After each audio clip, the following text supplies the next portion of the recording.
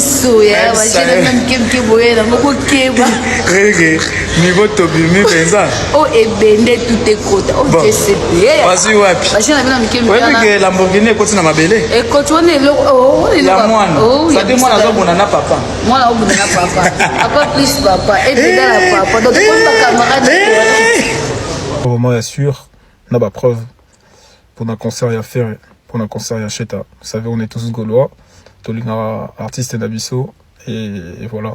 Bah, information, bon, et ça leur a bien été. Donc, on s'est noté. C'est pour ça que je le partage avec vous. Je sais que ça m'a passé. J'ai mal au cœur. Hein. Je pense que Bande Gobelé, bah, on va monter ma passe pour le concert à Cheta. Tellement communauté d'Abisso, qui m'ont bouillé, je sais pas. Quand c'est les autres, oui, c'est les Congo qui gagnent. Quand c'est Ferré, il y a tellement de choses derrière. Vous voyez. Et concert à Cheta, les 4, il faut savoir que n'a pas de preuve que Batouba Sombi va billet et belé et Cheta Wemba Makasi. Et Cheta Wemba Makasi le 4 là qu'on s'avait noté. C'est pour ça ils ont peur. Vieux. Webinde petit no chukuma le lara. Dende c'est là bango pena kuna ya Cheta o denda. Basa tie bena niveau na vie. Olega bango musika. Yango ba banga banga. Concert eza maintenu ezali pena. Bandoko basomba biye bango to bokona somba biye na bino. Ba biye tikale belete pour bagola ba sombi ba biye belé. En tout cas, journée aux a joué sengo. Dommage ka po chukuma ozalati. Pona ba to baza en couple. Faites attention à vous. Na routine da cameraman nanga kuna. A ouais filmer. Ouais retromper partenaire na ngana republier talete. Ngana republier image ba tutu. Faites attention à vous. En tout cas, profitez bien de la soirée. Bon, c'est Pélissé Cheta. Ah bon, on a la fan nae. Bazo sala sala, mais rien. Azakaka. To profiter de la vie. Pour jour, on a robenga eh. Pour nous avoir robenga rabiso tout. Peut-être à robenga rabiso pas voyer. Mais to profiter nae. Ils ont trop tardé. Surtout pour les Gaulois, bateau pas linga musique à faire. To profiter de la vie. Aza richesse à Congo na biso. Ata bato belé bazo inae, c'est pas grave. Ils ont opinion na bango. Bazolia na kombo affaire. Faut profiter de Cheta. Oh biso. Souga. Ceux qui Patrick. Franchement, vous prenez vraiment pour qui? De ça dit, quand le producteur a des comptes à te rendre, donc tu veux que le producteur vienne te dire ce qu'il est en train d'organiser. Mais il faut être des fois sérieux. Vous comprenez? Tous à sérieux. Tout le monde entier sait que Ferré est à l'affiche à Bercy. Les billets se vendent, que ce soit dans Sitacor Arena, que ce soit chez tous les revendeurs. Et toi, tu viens, tu prends un truc ici comme quoi, repartager par Suginini, et que le producteur, donc toi là, tu penses sincèrement que le producteur viendra te rendre toi des comptes. Mais franchement,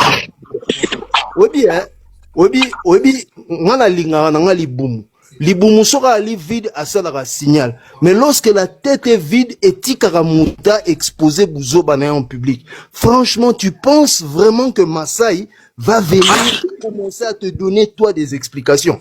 À un moment, tout sera sérieux. Au cause de la tendance, oui, mais restons quand même rationnels, na maramto loba. Oui, mais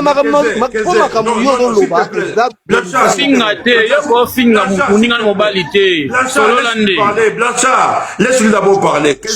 Soyons sérieux. Qu'est-ce que j'ai une question pour toi, hein, mon frère? Écoute-moi s'il te plaît.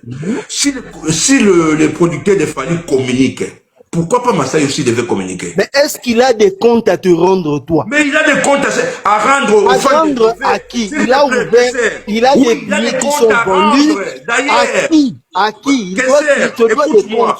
Dernièrement, je vis la salle. Tu n'as ni payé faire son cachet. Tu n'as rien fait. Qui te rendent à toi des comptes? Dernièrement, les colons manifestaient ici par rapport à la promotion contre Massaï. Donc, c'est-à-dire, il a des comptes à rendre, même aux fanatiques de faire. Mais attends, déjà que tu prends une nouvelle qui est complètement fausse, donc tu veux qu'il vienne. Mais qu'est-ce qui te prouve que la nouvelle est fausse? Tu viens, tu as vu ça, tu tires ça d'où? Quelle est la page officielle à Massaï? Qu'est-ce qui te prouve que la nouvelle est fausse? Tu crées une rumeur fausse Et tu veux qu'un producteur sérieux vienne se mettre à se justifier sur des faussetés. Mais un producteur sérieux doit communiquer. Non, mais qu'est-ce que c'est? Sur les camours, ils ont déjà communiqué. Kamu eloba mi wapi. Kamu eloba mi wapi. Kene na site ya Accor Arena, c'est Ferré qui a l'affiche. C'est pas Accor Arena qui produit Ferré. Non, attendez. Mais finalement, qui est à l'affiche? Quand toi tu viens dire, nous t'avons partagé podium na mais tu es en train de mentir, monsieur.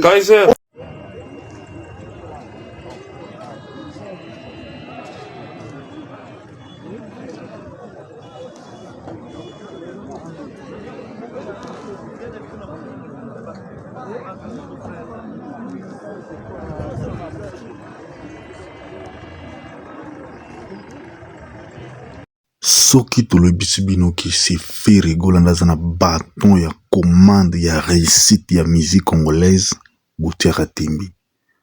Tous les autres artistes wana baza na eloko ya kosala na musique na biso te. Bango mosala bango eza kaka polémique, baise, mafinga, ba vie privée na bato.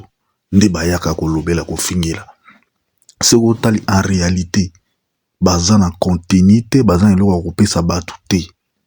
Mosana bango eza koya matin, midi, soir, ko analyser sur le concert ya Ferré Gola, ko critiquer, ko boya, ko lobakino Ferré Gola annulation ezali.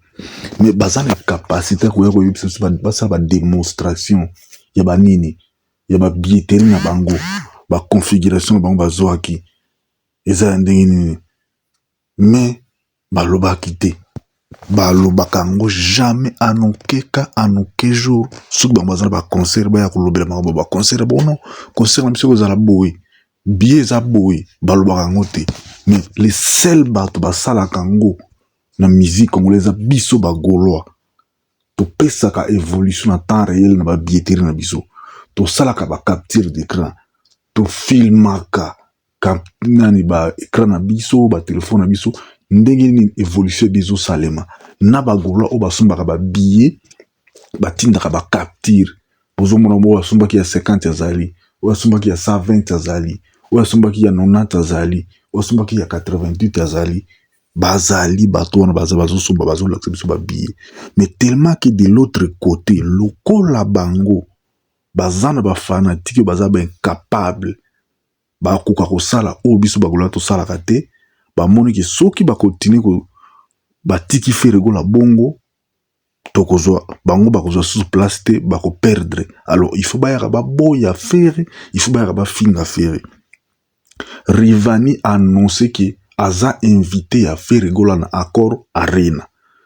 Lokuta mabe bokomona bev na buto alelo aza déjà na vidéo ya kotia yokolobakeno Masai concert neze ya Ferré Gola te za ya Ferré Gola te eza ya Rayvanny na Ferré Gola. Au moment où Rayvanny aza invité à Ferré Gola parce que Rayvanny ayembaki na Ferré Gola nzembo mobondo. Ba mobondo banzembo nyonso bimisi masima to eza banzembo oyo eza na ligne ya album Code 16. Eza ba annonce ba couleur au Ferré Gola na album ne ya sika. Mais tellement que le quoi bango baza na actualité ya kolobela te. Baza na loko moko te ba kopesa bato comme contenu. To bazana contenu te bako ya ko expliquer yango bato yango bomoni ke no ba matisi dose na température likolo événement Ferré. Rivani aza na concert na Paris te ayebani pe na Paris penza malonga te na ba bino bosubo tangela nga musicien Tanzanie moko wasa beti même na Zénith wasa beti même ata na Olympia to beti na Arena Grand Paris to Adidas Arena to sabeta no na Accor Arena wana oa oza kobeta concert monene na Paris azate monsieur Tanzanie moko tabeta concert monene na mboka France aza invité ya Ferré. Mais le quoi aza invité na Ferré bolingo bosala ngo polémique bino bobeta ba concert wana boyena ba artiste baza so kombe sima na bino tolobela te tosala polémique te ya Ferré kaka.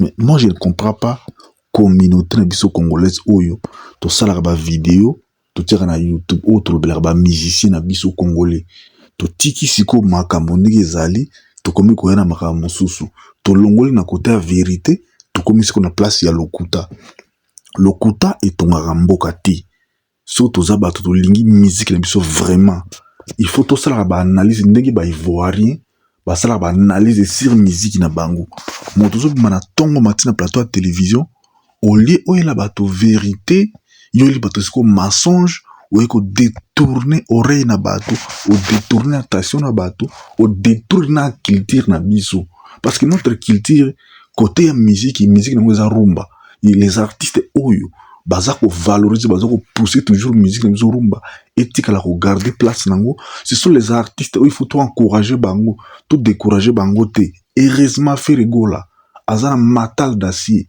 bo finga yi bo boya yi bo critiquer ba œuvre na yi faire rigola c'est l'artiste là qui reste toujours focus na ba événement kozala nango bozo ya gangela biso aujourd'hui j'ai natali même pas vidéo yango mais j'ai capturé ça na Facebook. Fali azana plus à 5,74 millions d'abonnés. Nzembo na bisaki yango sans limite oyo, ils ont déjà na plus à 2 semaines. Ils ont na 2,5 millions de vies. Boya ko ebisanga bino boto ba okusa no Fali aleki fere. Siko Fali yango aleki fere gola ne loko nini ye moto azana ba abonné belé mais ba abonné na baza ba éphémère bazana bazo kuka kotala banzembo na ye moko te na YouTube.